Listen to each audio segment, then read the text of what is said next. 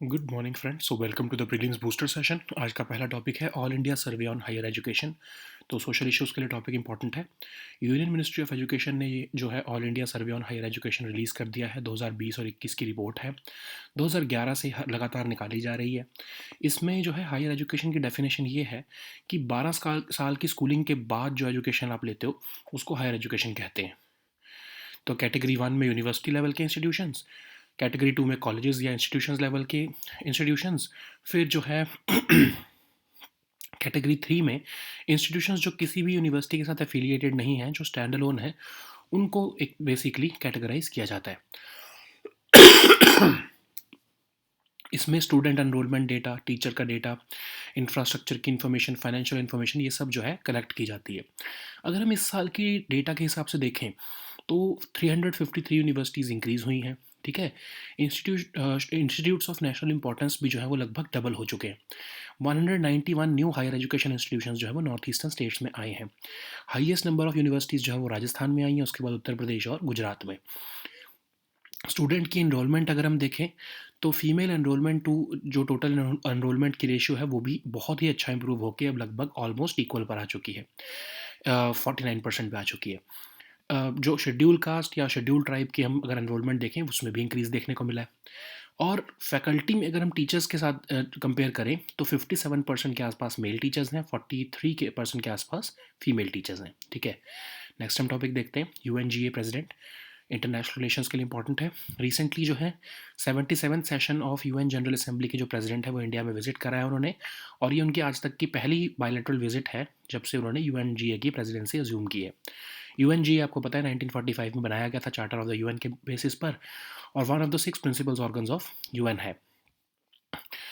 अब यूएनजीए के क्या अचीवमेंट है? बेसिकली ये सेक्रेटरी जनरल के अपॉइंटमेंट में काम करते हैं, नॉन परमानेंट मेंबर्स को इलेक्ट करते हैं सिक्योरिटी काउंसिल के लिए, यूएन की बजट को अप्रूव करते हैं। और इनकी अगर हम अचीवमेंट देखें तो इन्होंने मिलेनियम डिक्लेरेशन, जिसमें मिलेनियम डेवलपमेंट गोल्स अडॉप्ट किए गए थे 2000 में, साल 2000 में, वो इनकी मेन अचीवमेंट है। 2005 की वर्ल्ड समिट डॉक्यूमेंट भी इसी में ही आया था। सस्टेनेबल डेवलपमेंट गोल्स भी जो है सितंबर 2015 में जो है वो यूएनजीए में ही अडॉप्ट किए गए।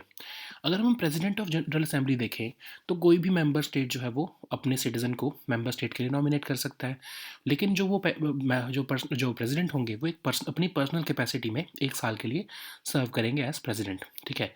और जो भी मेंबर स्टेट का जो प्रेसिडेंट होगा जनरल असेंबली का, वो ऑफिस ऑफ वाइस प्रेसिडेंट या चेयर ऑफ किसी मेन कमेटी में जो है वो नहीं हो सकते। ठीक है। अगर हैं तो उनको रिज़ाइन करना पड़ेगा।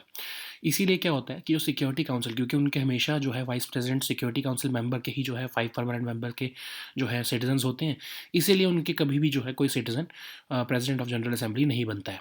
और इसकी जो है रोटेशन होती है, जो प्रेसिडेंसी ऑफ जनरल असेंबली की, वो 5 रीजनल ग्रुप्स में रोटेट होती रहती है। जैसे इस साल अगर एशियन स्टेट से बन गया तो नेक्स्ट ईयर जो है वो ईस्ट यूरोपियन स्टेट्स में से कोई बनेगा, ऐसे जो है एंड सो ऑन। ठीक है।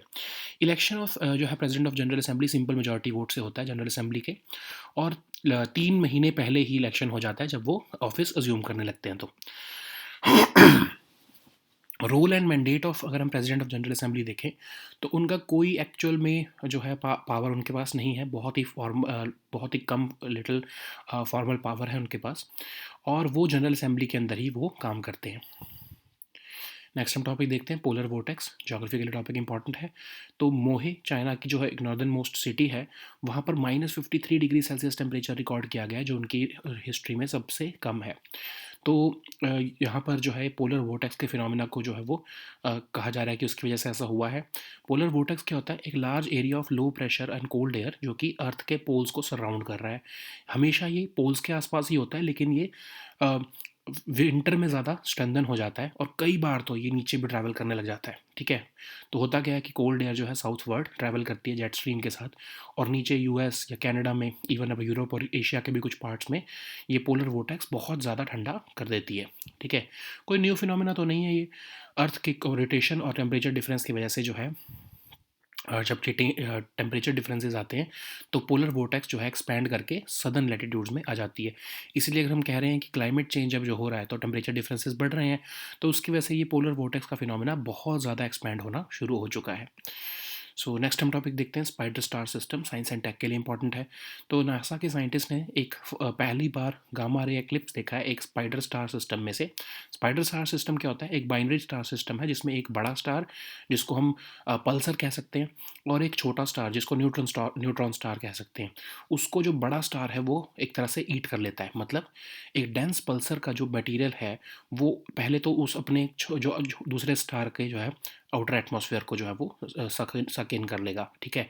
लेटर स्टेज में एनर्जेटिक पार्टिकल जो है पल्सर के, वो कंपेनियन के जो है बाकी के एटमॉस्फेयर को भी जो है वो खींच लेते हैं। तो धीरे धीरे जो है पल्सर जो है वो अपने कंपेनियन को एक तरह से पूरा ही इरोड कर देता है। दो तरह के जो है ये फिनोमेना होते हैं, ब्लैक विडोज़ और रेड बैक। ब्लैक विडोज़ में मतलब जो मास ऑफ कंपेनियन स्टार है वो पल्सर का सिर्फ 5% है। रेड बैक में जो मास है वो 10 से 50% होता है पल्सर का, फिर भी पल्सर जो है वो उसको पूरा सक इन कर लेता है। अब ये बाइनरी स्टार सिस्टम क्या होता है? बेसिकली मतलब एक कॉमन सेंटर ऑफ मास के आसपास दो अगर स्टार जो है वो ऑर्बिट कर रहे हैं तो उसको हम बाइनरी स्टार सिस्टम कहते हैं। पल्सर्स क्या होते हैं? तो ये रैपिडली स्पिनिंग न्यूट्रॉन स्टार्स हैं जो इतने डेंस हैं कि वो कम ऑलमोस्ट न्यूट्रॉन से ही बने हैं, ठीक है। अब न्यूट्रॉन स्टार्स क्या होते हैं? ये जो पुराने जाइंट स्टार्स थे उनकी जो एक्सप्लोजन के बाद वो बचे हुए जो है, जो पुराने स्टार्स कौन से? सुपरनोवा। उनके जो एक्सप्लोजन्स के बाद जो रेमिनेंट मटेरियल बचता है उससे बने हुए होते हैं, ठीक है। और इनका जो पुराने जो फॉर्मर स्टार्स हैं जिनको सुपरनोवा कहते हैं, उनका जो कोर बच गया है अल्ट्रा डेंस ऑब्जेक्ट, उसको उससे ही ये न्यूट्रॉन स्टार्स बनते हैं। नेक्स्ट हम टॉपिक देखते हैं क्वांटम कोहेरेंस। ये भी आपके साइंस एंड टेक के लिए इंपॉर्टेंट है। तो इंटरनेशनल टीम ऑफ साइंटिस्ट ने एक ब्रेक थ्रू जो है जनरेट किया है जिसमें उन्होंने क्वांटम कोहेरेंस को रिटेन कर लिया है, ठीक है, क्वांटम डॉट स्पिन क्यूबिट्स करते हुए। तो क्वांटम कोहेरेंस क्या होता है? अब इसकी आइडिया है कि जो सारी ऑब्जेक्ट्स होते हैं उनकी वेव लाइक प्रॉपर्टीज़ होती है। तो अगर आप एक वेव लाइक नेचर को एक ऑब्जेक्ट के वेव लाइक नेचर को दो हिस्सों में तोड़ दो, तो जो वेव्स जनरेट होंगी वो ऑफकोर्स आपस में एक दूसरे से इंटरफेयर करेंगी, और एक ऐसा टाइम आएगा कि वो वेव्स आपस में इतनी ज़्यादा जो है वो जुड़ जाएंगी कि वो एक सिंगल स्टेट में ही जनरेट हो जाएंगी। तो ये ही जो है क्वांटम कंप्यूटिंग का बेसिक जो है जो है फिनोमेना चलता है, ठीक है। इसी के बेसिस पर क्वांटम कंप्यूटिंग चलती है। अब क्वांटम एंटेंगलमेंट का क्या मतलब है? क्वांटम का एंटेंगलमेंट का मतलब कि एक पार्टिकल जो है, एक अगर अगर आप समझो कि दो पेयर हैं पार्टिकल्स के, उसमें जो है एक पार्टिकल जो है दूसरे के ऊपर एस्पेक्ट कर रहा है, चाहे वो कितना भी जो है वो दूर हो। मतलब कि अब जो है अगर समझ लो कि एक पार्टिकल जितने चाहे उनमें कितना भी डिफरेंस हो, अगर आप एक पार्टिकल को उसमें से आप कुछ चेंज करोगे तो जो दूसरा पार्टिकल है उसमें आपको चेंज देखने को मिलेगा, ठीक है, क्योंकि वो कोहेरेंट है। तो आप उनको जो है क्वांटम एंटेंगलमेंट जो है फिनोमेना इसी पर वर्क करता है।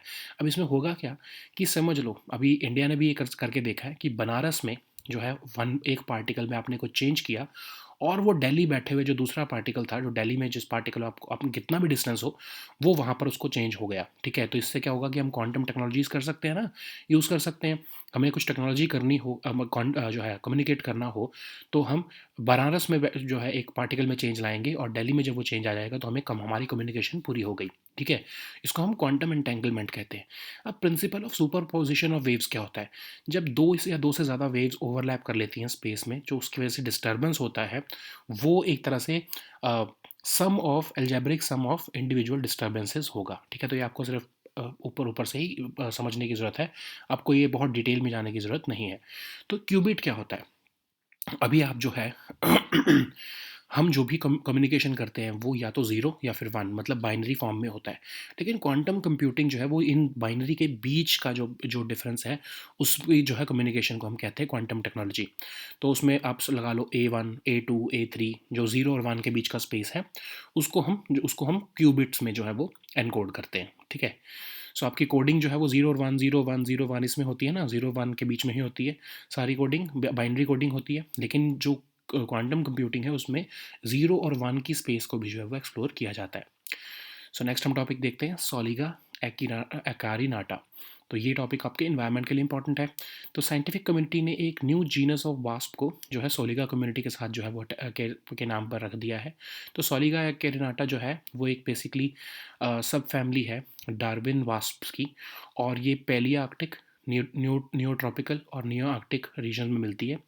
ये सेकंड जीनस ऑफ सब फैमिली है जो कि इंडिया से रिपोर्ट की गई है और पहली बार साउथ इंडिया से रिपोर्ट की है। सोलिगा कम्युनिटी के ऊपर इनका नाम रखा गया। सोलिगास कौन है? इंडिजिनस ट्राइब है कर्नाटका की, चामाराजनगर डिस्ट्रिक्ट ऑफ कर्नाटका में ये देखने को मिलती हैं। ये पहली ऐसी ट्राइबल कम्युनिटी है जो कि एक कोर एरिया के अंदर रह रही है टाइगर रिजर्व के, और इनके जो फॉरेस्ट राइट्स हैं वो एक कोर्ट ऑफ लॉ ने ऑफिशियली रिकॉग्नाइज किए हैं।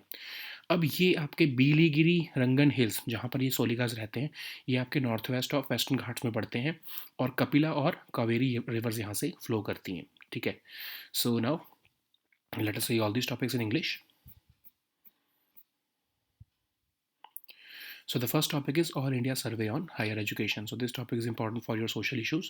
So recently, Union Ministry of Education has released the All India Survey on Higher Education report for 2020-2021 year, and it has been published by the Education Ministry since 2011. So for the purpose of this survey, the term higher education means that any education which is obtained after completing 12 years of schooling or equivalent is known as higher education. So in three categories, this survey is done: at the university level, colleges level, and institutions who are not affiliated to any university that are standalone institutions. The survey collects several forms of data like student enrollment data, teachers data, infrastructure information, financial information, etc. And if we look at this year's data, then there has been an increase in in of about 353 universities since 2014 and 15. The institutes of national importance have also doubled from 2014 to 2020 period. 191 new higher educational institutions have come up in northeastern states. Highest number of universities have come up in Rajasthan, then in Uttar Pradesh and Gujarat. If we look at student enrollment ratio, then female enrollment to total enrollment has almost reached the gender parity. It is now 49% in 2020-21, and there has been an increase in enrollment of scheduled caste and scheduled tribe students also. If we look at the faculty, then the men are almost 57% of male teachers. I'm sorry, total teachers, and female are almost 43% of total teachers or faculty. So the next topic is UNGA president. This topic is important for your international relations. So president of 77th session of UN General Assembly has recently visited India. This is his first bilateral visit to any country since he has assumed the UNGA presidency. So UNGA, you know that it was established in 1945 under the Charter of the UN, and it is headquartered in New York City. It is one of the 6 principal organs of the UN, and it is a forum for multilateral discussion. So what is the importance of UNGA? So it appoints the Secretary General, it elects the non-permanent members, it also approves the UN budget, and it has certain achievements on its sleeve. So the first, of course, is the Millennium Declaration, which adopted the Millennium Development Goals. Then the 2005 World Summit is also an outcome document that was released in UNGA. The 17 Sustainable Development Goals have also been adopted by the UNGA. About if we look at the President of General Assembly, then any member state can put forward a candidate for President of General Assembly. He or she shall be a citizen of a member state which is representing this candidacy. So this PGA is basically elected in his or her personal capacity for 1 year term, and a member state of PGA cannot hold the office of vice president and chair of main committee. That's why none of the 5 permanent members of the Security Council can become the president of General Assembly, because they are always vice presidents. So this presidency always rotates between the members. First, of course, the group is of Asian states is represented. Then in the next year, East European states would be represented, and so on. So how does the election of PGA happens? It happens through a simple majority vote, and the president is elected at least 3 months before formally assuming the office. If we look at the role and mandate of the PGA, then of course it has very little formal power, and it has no and the PGA has no say in actual decision making of the General Assembly. So the next topic is polar vortex. This topic is important for your geography section. So Mohe, that is the northernmost city of China, has recorded a temperature of almost 53 degrees Celsius, which is the coldest in its recorded history. China's National Weather Agency has issued daily warnings regarding the extremely cold temperatures for this entire country, and it is being attributed to the polar vortex phenomena. So what is polar vortex? It's a large area of low pressure and cold air which is surrounding both of the Earth's poles, and it almost always exists near the pole. But what happens is that during winter in the northern hemisphere, the polar vortex starts expanding and sending cold air southward with the jet stream. It happens in not just US and Europe, but also parts of Asia. Okay, so this is not a new phenomena. Rather, what happens is that when there is temperature differences in this region of poles, then polar vortex starts expanding, and it starts expanding towards the southern latitudes. And that's why there is a concern that because of climate change, the temperature differences would become a routine phenomena, and this polar vortex would also become a trouble for the southern latitudes. So the next topic is spider star system. This topic is important for your science and tech section. So scientists at NASA has recently detected the first gamma ray eclipses from a spider star system, which means spider star system is a binary star system in which a super dense star, which is called the pulsar, spins quickly and eats another star. So this dense pulsar strips the other star from of its outer atmosphere. Then at a later stage, the energetic particles of the pulsar can strip the entire atmosphere of its companion star. So basically, pulsar slowly erodes its companion star over a period of time, and this is done in two forms. First, of course, is black widows, and the second is redback. In black widows, the companion star is just 5% of the pulsar, and in redback, the companion star's mass is almost 10 to 50% of the pulsar. So, what's a binary star system? So, it is a system in which two stars orbit around a common center of mass. So that is, they are gravitationally bound to each other. So what are the pulsars? So basically, the pulsars are rapidly spinning neutron stars, and they are very dense, extremely dense, and they are composed entirely of neutrons. Then what are neutron stars? So neutron stars are basically the remnants of giant stars called the supernova, and they died in a fiery explosion. So the core of that supernova has remained, and this is an ultra dense object which is now called the neutron stars. So the next topic is quantum coherence. This topic is important for your science and tech section. So a team of scientists have recently made a breakthrough in retaining the quantum coherence of quantum dot spin qubits. So it's an achievement. So what is quantum coherence? So it deals with the idea that all objects have wave-like properties, and if an object's wave-like nature is split into two, then the two waves, of course, may coherently interfere with each other, and in a certain time, they will form in a single state. So this lies in at the heart of quantum computing, because we deal in qubits in the form of uh, 0 and 1, between the space between 0 and 1. So that's why uh, uh, when we talk about quantum coherence, if we look at the wave at 0 and 1 position, and we are dealing with the space between that position, then if we break that wave like nature, then of course 0 and 1 would slowly form into a single state. Then what is quantum entanglement? So it means that the aspects of one particle of an entangled pair depends upon the aspects of the other particle. So no matter how far they are apart, they will show the changes. Okay, so like I was giving an example that if there is a particle, the two aspects of the particle, if they are entangled with each other, no matter how much you tear them apart, if you make a change in one particle, the change would also show into the other particle. Okay, this is being used in quantum communication technologies also. So what is principle of superposition of waves? So basically, when two or more waves overlap in space, the resultant disturbance is equal to algebraic sum of individual disturbances. So this is more of a mathematical thing. You do not need to remember that. Then what is a qubit? When all those people who are doing coding, they know that this coding is done in 0 and 1, the binary form. But qubit means the space between the two. So in between, your computer does not understand the language between 0 and 1, but quantum computing understands it. Okay, so it also takes takes care of the space between 0 and 1, and it also utilize that space. So that's why it is called quantum computing. That is the computing of the very small particles. So the next topic is Soliga acarinata. So this topic is important for your environment section. So recently, scientific community has named a new genus of wasp after the Soliga community. So this Soliga acarinata is belonging to subfamily of Metopinae of the Darwin wasps, and they are found in Palearctic region, neotropical, Nearctic regions, and has been named after Soliga community. These Soligas are basically indigenous tribe of Karnataka. They inhabit the Chamarajnagar district of Karnataka, in Biligiri, Rangana Hills, Mala Mahadeshwara region. So these are the first tribal community people who are living inside the core of a tiger reserve, and they have been given forest rights officially by a court of law. So what is the Biligiri Rangan Hills? So these are located in the northwest of Western Ghats, and the Kapila and Kaveri rivers flow through these hills. Okay, so these were our topics for today. We'll meet next time with new topics. Until then, goodbye and take care.